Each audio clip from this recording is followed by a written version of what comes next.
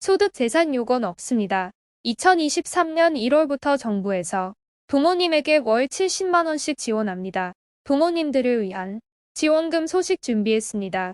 2023년 1월부터 시행되는 제도들인 만큼 두 가지 지원금 미리 확인하시고 대상자분들께서는 꼭 받아가시길 바랍니다.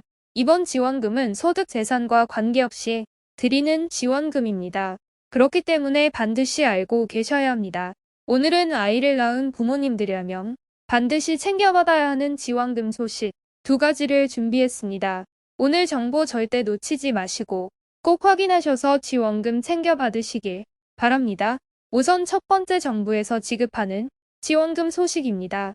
정부에서 부모님을 대상으로 월 최대 70만원을 지원하는 지원금 소식을 발표했습니다.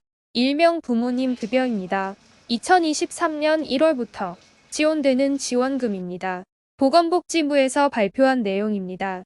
보건복지부는 제4차 중장기 보육 기본계획을 중앙보육정책위원회 심의를 거쳐 확정했습니다. 그렇다면 왜 이런 계획을 세웠을까요? 그거야 당연히 현재 우리나라의 가장 큰 문제 중 하나가 바로 저출산이기 때문입니다.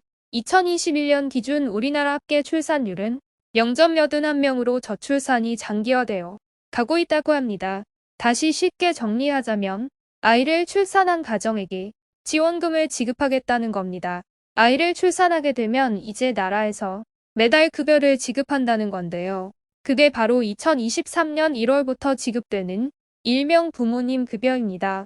중요한 건 그래서 얼마씩 주느냐. 이건 아이 개월 수에 따라 달라집니다. 0세 즉 0에서 11개월 아이를 키우는 가정에게는 월 70만원 1세 즉 12에서 23개월 아이를 키우는 가정에게는 월 35만원을 지급한다고 합니다. 그리고 2024년부터 이 금액이 더 늘어나게 되는데요. 0세 월 100만원 1세 월 50만원으로 2024년부터는 더 많이 지급될 예정이라고 합니다. 그리고 여기서 또 한 가지 중요한 건 바로 소득재산 기준이잖아요. 대부분의 지원금들은 소득과 재산 기준에 따라 누구는 받고 누구는 못 받고 또는 누구는 많이 받고 누구는 적게 받고 이런 것들이 있었는데 부모님 급여는 앞서 말씀드렸듯이 소득재산 기준이 따로 없습니다. 그냥 0세와 1세 아이를 키우는 가정이라면 소득재산과 관계없이 월 최대 70만원을 받을 수 있는 것이니 이 점 꼭 참고해 주셔서 챙겨받으시길 바랍니다. 이에 따라 정부와 지방자치단체는 관련 예산으로 2조 3,600억 원을 투입할 예정이라고 합니다.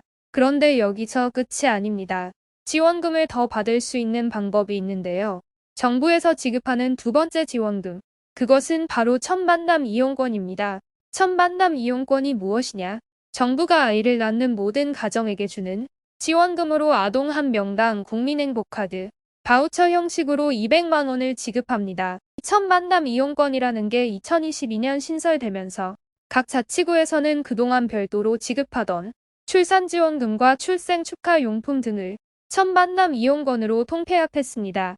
예를 들어 서울시와 자치구가 전체의 56%를 반반씩 분담하는 구조고요.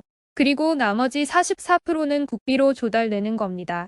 오늘은 나라에서 지급하는 부모님들을 위한 지금까지 지원금 소식 알아봤습니다. 오늘도 행복한 하루 보내세요.